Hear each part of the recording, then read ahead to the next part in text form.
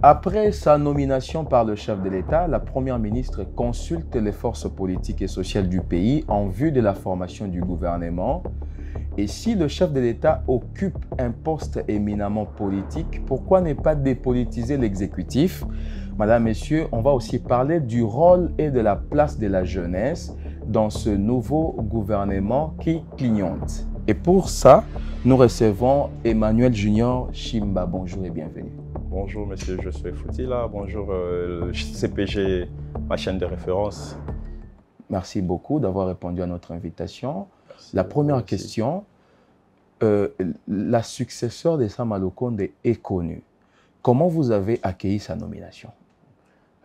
Écoutez, sa nomination, je n'étais pas surpris en fait, je n'étais pas surpris. Parce que vous et moi, nous le savons très bien, le chef de l'État est le champion d'abord de la masculinité dans notre République, positif dans notre République. Et il est vraiment du côté pour promouvoir les femmes et la jeunesse. Donc sa nomination, moi je l'ai accueillie vraiment à bras ouverts. Hein. Ça n'a pas été une surprise pour moi. Et selon vous, quels sont les défis qui l'attendent? Bon, les défis sont énormes, hein. Les défis sont énormes en tout cas. Parce que nous tous, nous le savons bien, l'allure où le pays est, la place où nous sommes, de là où nous étions, de là où nous sommes et de là où nous allons. Voilà. Donc les défis sont vraiment énormes. Mais ça va aller. Première ministre de notre pays, le fait d'être femme et d'être nommée pour la première fois première ministre, ça constitue une pression sur elle. Ce n'est pas une pression. Elle a été déjà ministre. Elle a été ministre d'État, je pense, si vous le savez bien. Ouais, du plan. Du plan, voilà. Elle a été ministre. Elle a travaillé aux institutions de la Nations Unies. Donc ce n'est pas une pression pour elle. Et beaucoup remettent en cause son bilan au niveau du ministère du plan. Le Congo est un grand chantier, il faut savoir. Il faudrait savoir cela. Le Congo est un grand chantier. Même vous et moi, si on nous donnait un poste aujourd'hui, ce n'est pas actuellement qu'on va résoudre les choses. Le Congo est un grand chantier. Donc il faut aller étape par étape. Et si là-bas, elle n'a pas réussi, vous pensez qu'en tant que première ministre, elle va réussir? Et pourquoi pas? Tu sais, je te rappellerai une histoire d'Abraham Lincoln. Il a postulé au poste, je peux dire, dans tout le poste des États-Unis. Municipal, communal, partout il échouait. Mais le jour où il a osé, étant que président de la République, il a réussi. Dieu fait sa grâce à qui il veut. Mais pour le Congo, il n'est pas seulement question de faire de la grâce divine, mais il est question de travailler, de bosser. Il faut donner la chance. Il faut donner la chance à maman Judith. Alors, maintenant qu'elle est en train de consulter les forces politiques et sociales du pays, beaucoup craignent le fait qu'elle se fera entourer par les chefs des partis politiques, lesquels chefs vont l'engloutir. C'est aussi un avis que vous partagez ou pas? Bon, je dirais, je pars du même optique que toi. Parce que nous le savons tous ces gens qui ont accompagné les chefs de l'État, maintenant ils veulent se retrouver autour du même gâteau. Ok. Ouais. Ce sont des grands caïmans qui chercheront, vu qu'ils ont vu que c'est une dame, ils chercheront comment l'engloutir. Mais je vous dirais que ce n'est pas aussi une dame facile. Qu'est-ce qu'elle doit faire pour essayer de contourner la situation? Là, c'est son intelligence qui va jouer. Ce n'est pas nos analyses qui vont jouer, mais c'est son intelligence qui va jouer. Et elle sera vainqueur. Je vous assure. Mais est-ce qu'elle ne tombe pas dans ces pièges-là de se faire une fois de plus entourer par ceux avec qui ils ont travaillé hier et qui ont échoué? Bon, absolument pas, hein, absolument pas. Elle a le choix. Elle a le choix. Là, ce ne sont que des consultations. Le choix revient à la première, je peux dire à notre maman Judith comme Premier ministre. Le choix la revient. Elle va faire la sélection. Elle va faire la sélection. Donc, elle aura à dénicher des têtes qu'elle peut donner. Tout ce qui se passe là, ce n'est pas du urbi et urbi. Donc, ce n'est que des consultations. On attendra maintenant quand ça serait officiel. Vous pensez aussi qu'il faut dépolitiser l'exécutif, puisqu'on a un chef de l'État qui a un mandat éminemment politique et qu'il faut prendre le ministère, le remettre entre les mains des technocrates? C'est comme si tu me demandais si le pape habitait Vatican. Qu'est-ce que vous voulez dire par là? L'exécutif, c'est déjà la politique. Donc, c'est son de frères. Ils marchent toujours de pair. Certes, dans l'exécutif, on peut faire une petite sélection des technocrates, mais tout en sachant que dès que vous y êtes, vous êtes déjà dans la politique. Je peux dire que c'est quasi impossible de dépolitiser cela. Pourquoi ne pas le faire, puisque on a l'exemple des ministres venus de la société civile, par exemple la ministre de la Justice, elle n'est pas politique. Ouais. Mais dès qu'il est là, il devient politique. C'est simple. Mais le ministère, par exemple, de pêche, élevage, agriculture, des ministères qui demandent à ce qu'on ait l'expertise. Vous pensez vraiment qu'il faut continuer à l'attribuer à des acteurs politiques qui, nous savons, échouent? Mon frère, je te dirais une chose, là tu touches mon point. Là tu touches mon point vraiment, parce que moi je suis de ces domaines-là, okay. Hormis ce que je fais, mais ça c'est ma passion d'abord, pour commencer, c'est ma passion. Vous savez, je peux dire que ces ministres-là n'ont pas échoué, et ils n'ont pas réussi. Ils n'ont pas échoué, ils n'ont pas réussi? Non plus.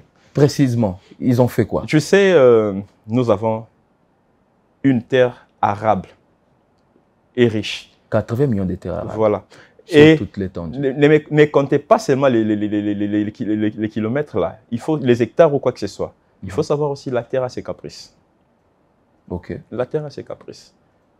Je peux prendre un espace là chez moi, je plante les pondous aujourd'hui. Je suis en train de manger pendant un temps. Il faut laisser sur le repos au champ. Parce que la terre demande aussi la jachère. Il doit se reposer pour devenir encore fertile.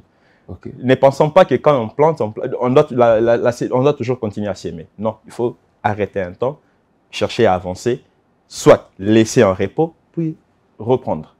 Ce n'est pas toujours qu'il faut toujours labourer. Non, quand tu fais ça, et tu auras toujours des mauvaises semences aussi. Il faut laisser le temps au temps. C'est pourquoi je dis que non, les ministres n'ont pas échoué et ils n'ont pas aussi réussi totalement. Donc peut-être qu'ils ont été mal entourés. Non, je ne dis pas ça, Seuls eux-mêmes savent ce qui s'est passé. Parce que je te donnerai l'exemple des Kanyamaka CC. Ça fait aussi partie de ça. Ça fait partie de ça. Aujourd'hui, les militaires en consomment. Mais pas les citoyens. Non, on a commencé d'abord par les militaires, mon frère. Hein? On a commencé d'abord par nos vaillants militaires. Et après, ça serait le tour de tout le monde. Très bien. On va revenir sur cette question des ministères techniques aux technocrates. Mais selon vous, puisque la première ministre consulte, votre appel pour la jeunesse ou en faveur de la jeunesse? Je dirais la jeunesse a toujours été favori dans ces pays. Ça fait maintenant, pratiquement aujourd'hui, on aura une vingtaine d'années, on est dirigé toujours par les jeunes. Ok. Et je te dis déjà, et je t'assure, la jeunesse part déjà favori. Expliquez-vous. Pour m'expliquer, je ne serai pas trop long. On a connu le président Kabila, il était jeune. Après le président Kabila, on a connu le président Fachi Beton, il est encore jeune. Et il a fait un choix. Sa sélection était sur le premier ministre, jeune. Son Excellence, M. Sama Lokonde. Après le M. Sama Lokonde, on a encore Maman Judith. Elle est encore jeune. Physiquement ou... Non, par son âge, elle est encore jeune. Parce qu'on peut dire qu'elle a déjà fait ici, elle atteint 60 ans, mais elle n'a pas encore 60 ans. Donc ça c'est une révélation. Hein. C'est que les gens ne savent pas. Les jeunes font des groupes pour faire des déclarations en vue de réclamer un quota pour la jeunesse. Donc, par là, vous voulez dire que sans savoir, la jeunesse a toujours été favorite dans notre pays. Exactement. Parce que nous occupons déjà des postes clés dans ces pays. Si nous partons, j'évoque juste un exemple typique. Le ministre de Médias, Patrick Mouillet, c'est un jeune. La vice-ministre, nous partons même des ministres de l'éducation, tout consort. Ce sont toujours des jeunes. Donc, il n'y a aucun appel à lancer. La jeunesse, selon vous, considérez. On doit juste être éveillé et avoir notre conscience. Parce que la jeunesse est déjà relancée. Bon, parlons maintenant des résultats. Les jeunes sont là, les jeunes sont considérés, mais ces jeunes ont rapporté quoi? Tu sais, ce que toi et moi, nous faisons, ce n'est pas tout le monde qui le fait. Tel que je suis là, je peux avoir un billet de $100 maintenant. Là. Je fais déjà mes calculs. Ah bon. Après ici, je vais passer à la télé, tout le monde va me voir. Je me mettrai quelque part avec mes $100. je me tape des sauts, des Tembo, Nkoi, tout qu'on sort. Et les DJ, je peux dire aux DJ, vous savez, je m'appelle, autant allez-y, balancez juste mon nom. C'est ça, juste. Il faut être d'abord conscient de ce que nous voulons. Nous réclamons les postes, nous réclamons ceci, cela. Mais on en a déjà. Sans les savoir. Sans les savoir. C'est comme si vous demandez à Dieu, Dieu donne-moi le pain, Dieu t'a donné la terre, et tu prends cette terre, tu construis une église. Après, tu commences encore à prier. Qu'est-ce que tu attends? Tout est déjà là. Tu attends quoi? La manne ne tombera plus du ciel, mon frère. On doit travailler.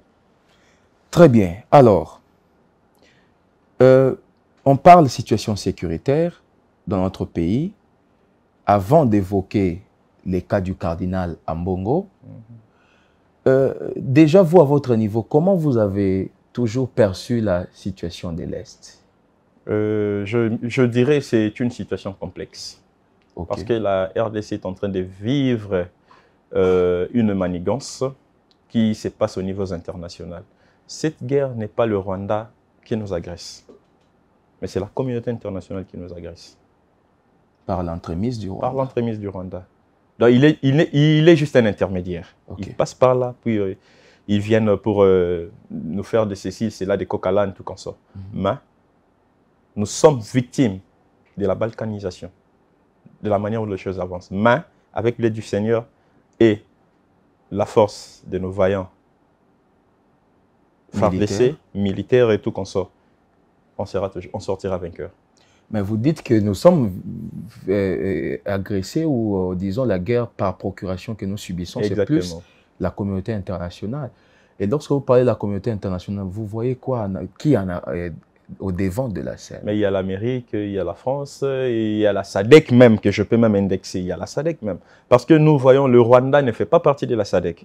Mais vous vous souvenez quand il y a eu la commémoration de la génocide, nous avons vu le président de la SADC qui était, je ne sais pas, il était invité en qualité de chef d'État ou en connivence. Parce qu'en arrivant, il a changé son discours. OK. Ouais. Et je ne veux pas entrer dans les détails parce que vous avez aussi suivi ces discours. Tout le monde en a suivi. Donc, je ne peux pas aller aux détails parce que c'est quelque chose qui... C'est comme de la moquerie. L'hôpital qui se moque de la charité, au fait. Ouais. Il vient ici, il dit autre chose. Il parle là-bas, il dit autre chose. Donc, c'est vraiment l'hôpital qui se moque de la charité. Et maintenant, selon vous, comment vous pensez que la RDC peut organiser sa riposte, sa réplique face à une communauté internationale très bien outillée? Tu sais, je te dirais, mon frère, tu sais l'histoire qui s'est passée entre les Israélites et les Égyptiens. Je te ramène juste à la Bible. Ils ont enduré la souffrance et après un temps, il y a eu la délivrance. Et c'est ce qui se passera au Congo. Et donc, il faut continuer à prier? Non, ce n'est pas continuer à prier. Il y a des choses qui se passent. L'armée se réforme. L'armée se réforme du jour au lendemain. Ça, je vous assure. Parce que ce que nous vivons aujourd'hui, ce n'est pas ce qu'on a vu les jours antérieurs ou quoi que ce soit. L'armée se réforme petit à petit. On aura le résultat. L'armée se réforme avec d'autres armées étrangères sur notre sol. Comment vous les percevez? Bon, peu importe la présence des armées étrangères ou quoi que ce soit. Ça finira par passer. C'est juste du pantaré. Tout passe. Rien ne demeure. Comment? C'est ça le problème. Donnons le temps au temps. Faire la guerre, par exemple? S'il s'agit de faire la guerre, on fera la guerre. Mais actuellement, on est en train d'organiser quelque chose. Donnons le temps au temps. On ne peut pas tout étaler. On veut faire ceci, on veut faire cela. Mais ça viendra. Donnons le temps au temps. Très bien. On sera victorieux.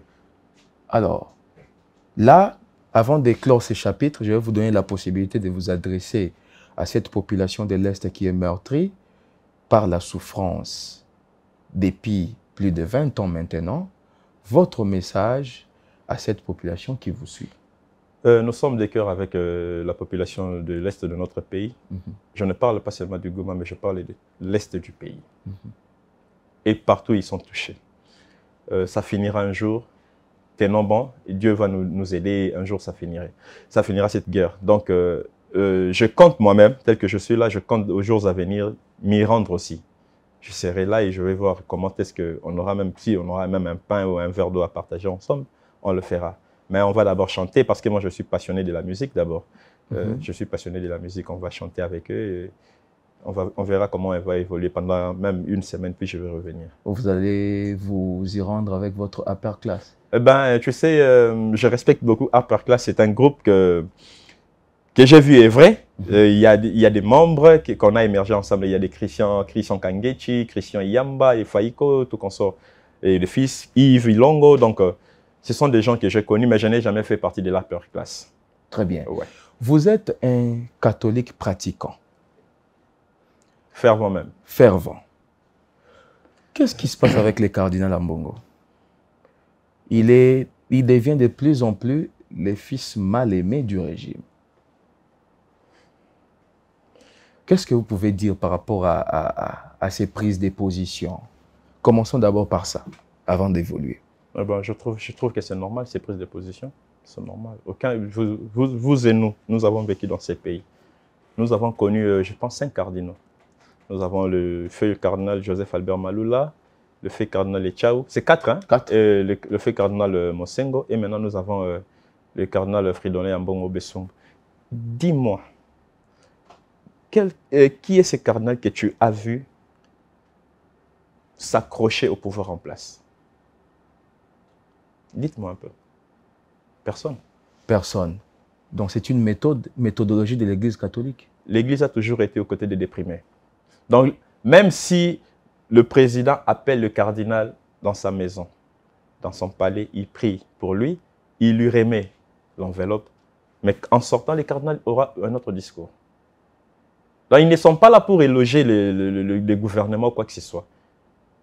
Ils sont là, ils prient pour eux, mais ils leur poussent à bien travailler. Parce qu'aujourd'hui, mettons-nous ensemble pour parler de ça. Si aujourd'hui l'Église catholique se dit non, bon, non, on va marcher ensemble avec le gouvernement en place, dites-moi, le gouvernement va faire quoi?